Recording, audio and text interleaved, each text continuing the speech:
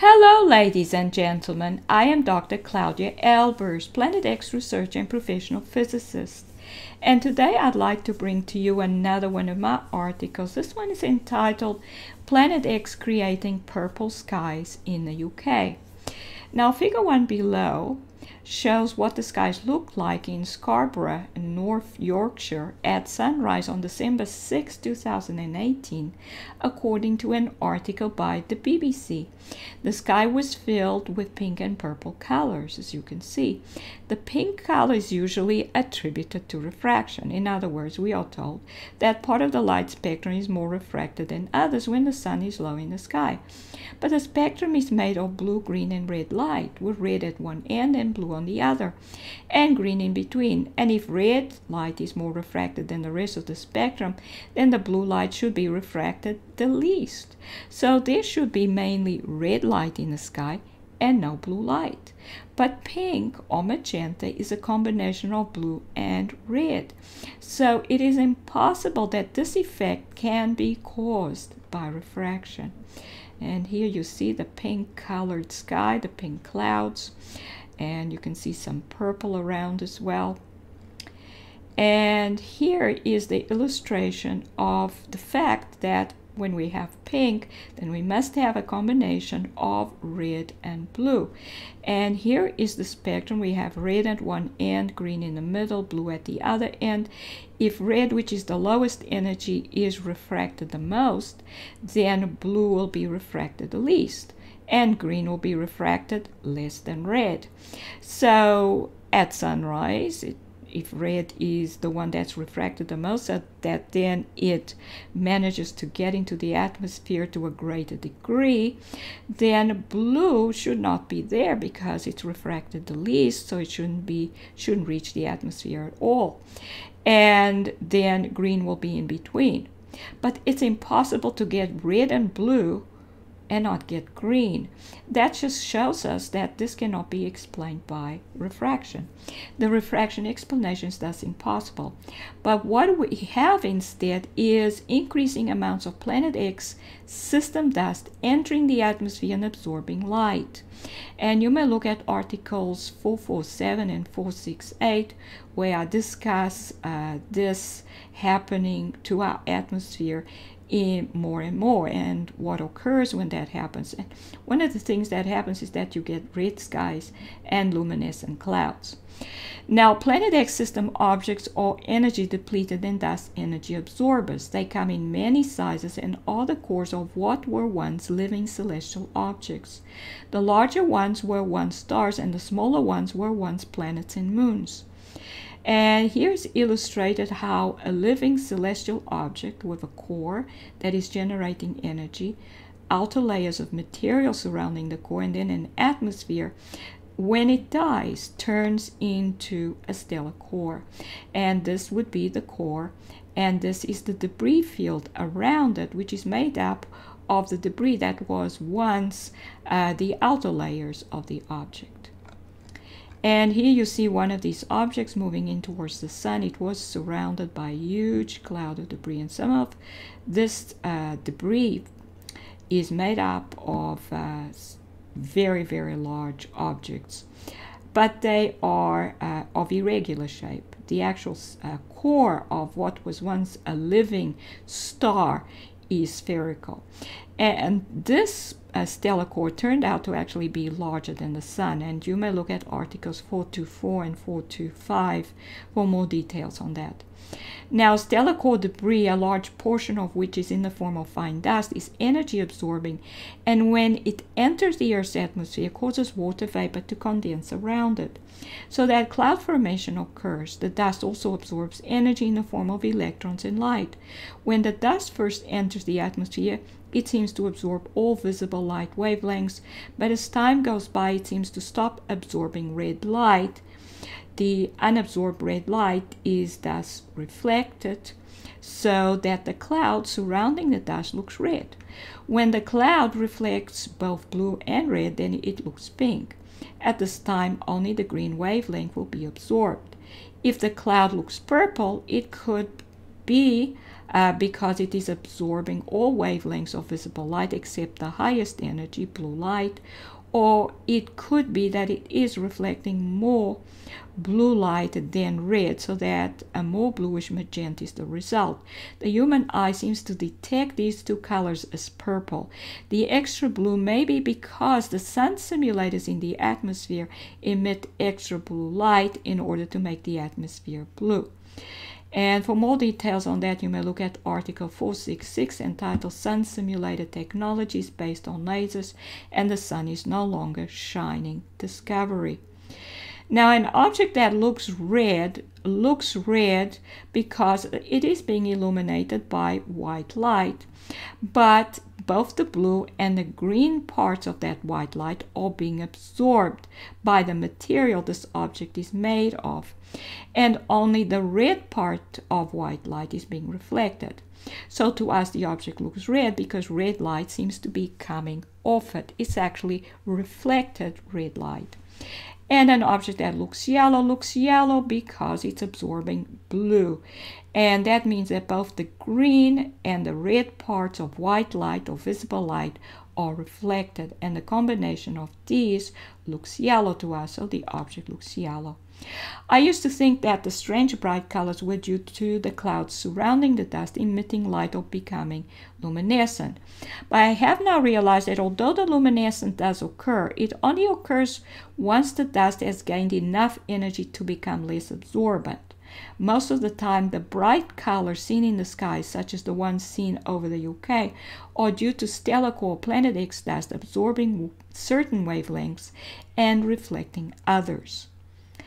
And here you see an example of an actual object in the Earth's atmosphere. It is surrounded by this cloud, but this cloud is obviously absorbent of energy, so it has formed around stellar core debris or Planet X debris or Planet X dust.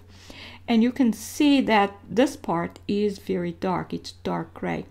And this is because it is absorbing all the wavelengths, so that all that's left is gray for us to see. And it's a very diffuse cloud, and usually only very dense clouds would look gray to us. So this means that this is actually a cloud that has formed around low energy Planet X dust, which is absorbing light. And you see some of this cloud is pink, and that means that particular part of the cloud has formed around dust that is not absorbing red or some of the red, and it's not absorbing some of the blue. And the two the combination of the two therefore makes it look pinkish. But it is quite white, so it means that it's reflecting some of the light that's falling on it in all wavelengths, and it's only absorbing a little. And this may look like a hole in the clouds, but it's not actually. If you look carefully, it's convex. It's a convex surface. You can see the clouds here draped across the surface, and it's a convex surface. In other words, it's curved downwards. So this is the actual bottom piece of a stellar core hovering in the atmosphere, and this is the gravitational vortex connection that they create as they absorb atmosphere. And it looks blue because there are sun simulators beneath this cloud that are emitting blue light and are thus illuminating it with blue light. They are holographic projectors emitting blue light. So it means that the bottom of the object looks blue. And you may look at article 479 entitled Planet X Creating Circular Holes in Clouds for more details. Now here are the skies over Jerusalem at sunrise and at sunset, and as you can see the clouds look red, mostly red, and some yellow. The red is because that particular part of the cloud is absorbing green and blue and reflecting red.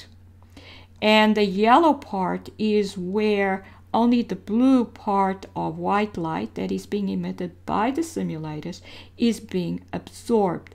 And the green and the red are being reflected. Red and green combined gives us yellow. That's why this looks yellow to us.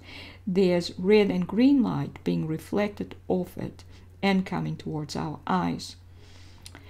And here's another photograph from the UK showing the pink and purple skies. And this time this is attributed to weather conditions, because the BBC article featuring these images quoted the BBC weather presenter who said that one explanation for the color was the low pressure systems moving in from the Atlantic, causing rapidly rising air over the sea, which can lead to more salt molecules in the atmosphere, so that light is more prolifically scattered. She is thus suggesting that salt molecules scatter light, not absorb light. And if they scatter blue and red light only in order to produce pink light, what happened to the green part of the spectrum? And if the green is not there because the sun is too low in the sky, how come the blue, which is even less reflected by the atmosphere than green, is? This is therefore a completely illogical explanation. She is implying that the green part of the spectrum for some reason just disappeared, which is impossible. But the weather presenter did say something that is at least partially true. There were low pressures approaching the UK coast when this phenomenon occurred, which she associated with it. Low pressures are created by the gravitational attraction of the stellar cores in the atmosphere. So an approaching low pressure means that one of these objects is approaching, surrounded with its cloud of debris, which will then absorb light and create these bright colored skies. And this is illustrated here. Our stellar core produces a gravitational wave between itself and the surface of the Earth, on which it is having an attractive force, because it's of course a massive object that produces a gravitational field, even though it's weak, because these objects have low gravitational influence. But nevertheless, there is a differential gravitational force between this object and the surface of the Earth, and that's basically a tidal force, and that creates parts which has high density and a part which has low density. The high density is in the center, and then there is a low density because this matter is being attracted towards the stellar core.